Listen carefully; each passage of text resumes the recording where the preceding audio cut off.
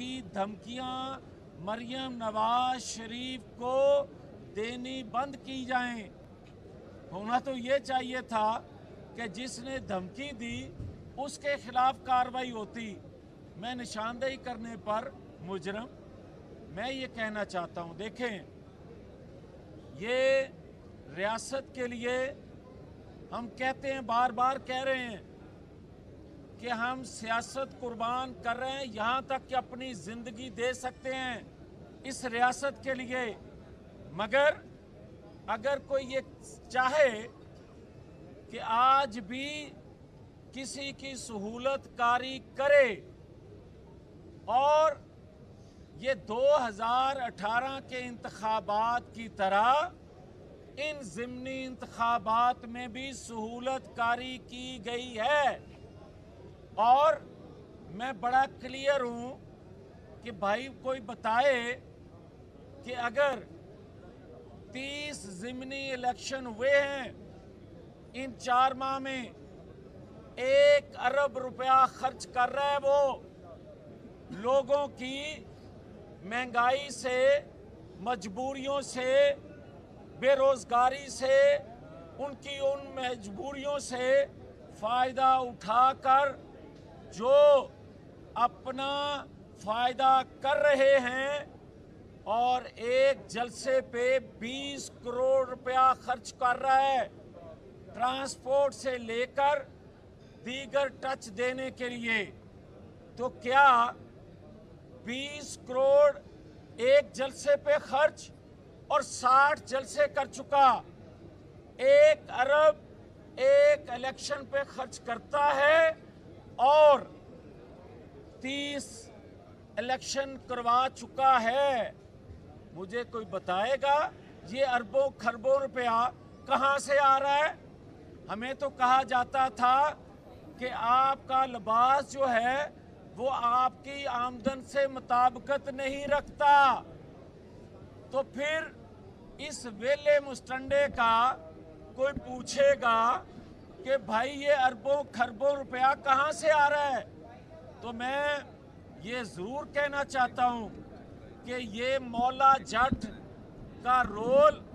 Hit तो हो रहा है। ये कोच के लिखे हुए डायलॉग जो हैं वो सुपर हिट तो हो रहे हैं। ये खिलाया जो जा रहा है, ये खेल तो अच्छा रहा है, हकीकत में ये रियासत के साथ खेल रहा है जो आने वाले वक्तों में रियासती अदारों नहीं कौम को भी भुगतना पड़ेंगे अगर हम आज भी रियासत के लिए, कौम के लिए खामोश हैं। तो उसका हरगिज़ मतलब ये नहीं कि कोच खिलाता जाए और मौला जट बड़े बड़े डायलॉग बोलता जाए और वो सुपर हिट होते जाएं, अरबों खरबों रुपया लगाकर इलेक्शन चुराए जाते रहें और फिर कहा जाए ये पॉपुलर बहुत है। और अगर मौले जट को कोई पॉपुलर कहता है, ये अफसानवी कहानियाँ, ये अफसानवी किरदार अगर इसी तरह कोच अपनी ज़रूरत के लिए, और अगर ये कहता है कि जनाब इलेक्शन कमीशन के सरबराह से लेकर चीफ ऑफ आर्मी स्टाफ की अपॉइंटमेंट तक ये करे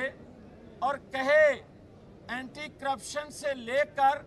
नैब के सरबराह तक ये लगाए और ये ख्वाहिश करे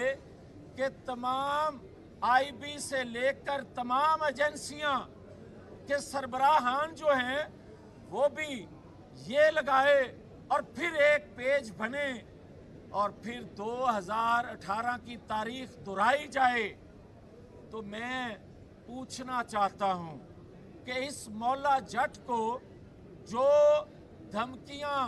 अदारों में बैठे लोगों को लगाता है और अदारों के लोग जो हैं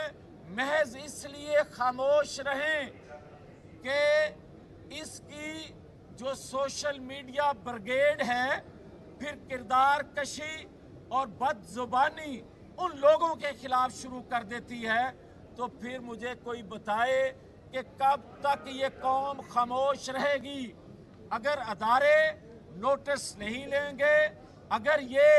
ہم لگے ہوئے تھے سیلاب کی تباہ کاریوں پر کام کرنے،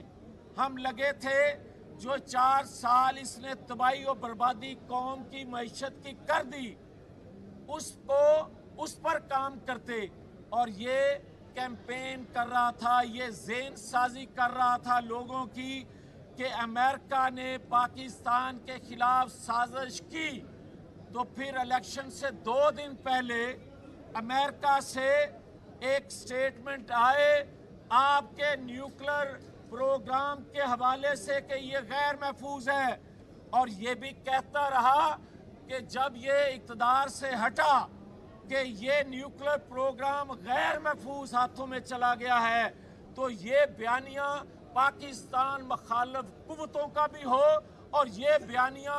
بنائے پاکستان کے اندر اور اپنے آقاؤں کو سنائے کہ میں آپ کے لیے بہتر کام کر سکتا ہوں۔ یہ اپنی سی وی یہاں سے اٹھا کر عالمی قوتوں کو دے اور کہے مجھے اس نوکری پر دوبارہ رکھا جائے، تو میں صرف یہ کہنا چاہتا ہوں کہ اگر اس کو نکیل نہ ڈالی گئی، ادارے انہیں قانون کے دائرے میں رہتے ہوئے جو آئین کے خلاف، جو ریاست کے خلاف، جو پاکستانی قوم کو اداروں کے خلاف بغاوت پر اکسا رہا ہے، اداروں میں تقسیم کرنے کی کوشش کر رہا ہے، اگر اس کو کوئی نہیں روکے گا تو پھر قوم نے جو قربانی دی ہے اس ریاست کے لیے، تو پھر کیا اس کا منہ بند کرنے کے لیے، اس کو نکیل ڈالنے کے لیے کیا قوم کو خود وہ فیصلہ کرنا پڑے گا؟ اب چند دن رہ گئے ہیں، چند دن ہیں ریاستی اداروں کے پاس کہ وہ اس کا سول نافرمانی سے چلنے والا منصوبہ جو خون ریزی کی طرف یہ لے کر جا رہا ہے عملاً، اس کو نہ روکا گیا تو پھر قوم کو اپنا فیصلہ کرنا پڑے گا۔ یہ بتائیے گا، آپ ہمیشہ سے کہتے آ رہے ہیں کہ نواز شریف جو ہے نا آ رہے ہیں، اب ہمیں وقت بتا دیں کہ کب آ رہے ہیں، ماحول بھی کچھ اس طرح کا بن گیا۔ دوسرا یہ بتائیں اگر نواز شریف آتے ہیں تو کیا وہ جیل جائیں گے؟ دیکھیں، جیلوں سے اگر ڈرنے والے ہوتے تو پھر آج کسی کے لاڈلے ہوتے، اگر جیلوں سے ڈرنے والے ہوتے تو آج اس عدلیہ کی عمارت کے نیچے نہ کھڑے ہوتے، اگر جیلوں سے ڈرنے والے ہوتے تو بیگم کلثوم نواز کو بستر مرگ پر چھوڑ کر پاکستان جیل کاٹنے نہ آتے۔ سنیں، اگر کوئی یہ سمجھتا ہے کہ یہ ڈائیلاگ جو اس کو لکھ کے دیے جا رہے ہیں مولا جٹ کے، یہ بڑے ہٹ ہو رہے ہیں اور ضمنی انتخابات میں اس کے نتائج آ رہے ہیں، تو سنیں، وہ سن کر کانپیں گے جو محب وطن ہیں کہ ہم نے کتنی بڑی قربانی دی ہے ریاست کے لیے۔ یہ افسانوی کہانیاں وقتی طور پر ہٹ ضرور ہوتی ہیں، مگر افسانوی کہانیاں، مولا جٹ کی کہانی، اس مووی اور حقیقت میں پاکستان کو چلانے میں زمین آسمان کا فرق ہے، یہ سوچنا پڑے گا۔ یہ بتائیں کہ آپ کہہ رہے ہیں کہ عمران خان لاڈلا ہے، لیکن حقیقت یہ ہے کہ مریم نواز کے کیسز ختم ہوئے، حمزہ شہباز کے سارے کیسز ختم ہوئے، جن کے خلاف کیسز تھے وہ ادارہ ہی ختم کر دیا گیا۔ آپ اقلیتی حکومت، اقلیتی پارٹی ہونے کے باوجود آپ لوگ حکومت میں آئے ہیں، تو سر لاڈلا کون ہوا، آپ یا عمران خان؟ دیکھیں، اگر آپ اسی تناظر میں سوچتے رہیں گے کہ مریم نواز شریف کو جس طرح سزا دی گئی تھی، دلوائی گئی تھی، خواہش کسی کی پوری کرنے کے لیے،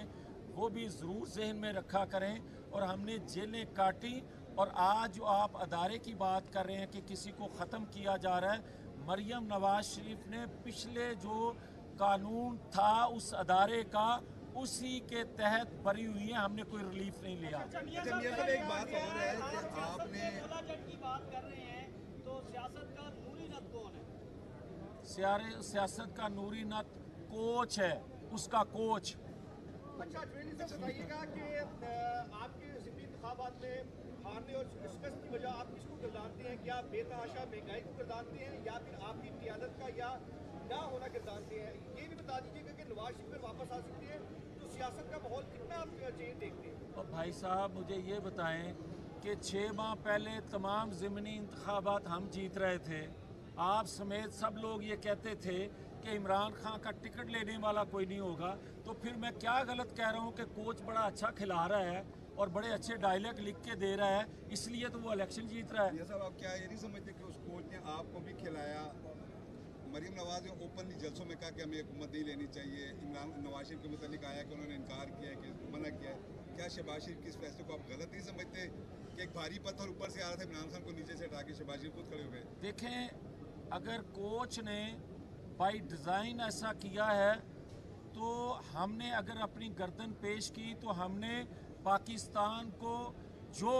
ये आज बात कर रहा है, ये बात तो अल्ताफ़ हुसैन ने कभी नहीं की थी, ये बात तो उस वक्त की बंगाली क़यादत ने नहीं की थी जो ये आगे करने जा रहा है। क्या इस चीज़ का इंतज़ार किया जा रहा है कि अल्ताफ़ हुसैन ने जो बातें की ही और जो बंगाली क़यादत उस वक्त की जो डिमांड कर रही थी, ये उस वक्त का डायलॉग बोले और डिमांड करे, उसका इंतज़ार किया जा रहा है? और हमें कहा जा रहा है कि हमने जो है जनाब हुकूमत के लिए अपनी सियासत, हमने सियासत कुर्बान की है रियासत के लिए, और ये वक्त बताएगा कि वो भारी पत्थर जो है वो रियासत पे गिर रहा था, वो हमने अपने कंधे पे उठाया। सर आपने कहा कोच की बात की, सर आपने आखिरी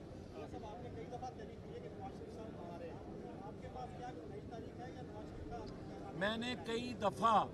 नवाज शरीफ की वापसी का कहा, मैं आज भी कह रहा हूँ कि जो भारी पत्थर रखे जाते हैं बार बार कोच की जानिब से, वो हटा लिए जाएं रियासत के लिए। अगर हम रियासत के लिए अपना सब कुछ कुर्बान कर रहे हैं तो वो भारी पत्थर रियासत के लिए हटाए जाएं, और ये लेवल प्लेइंग फील्ड नहीं है कि आप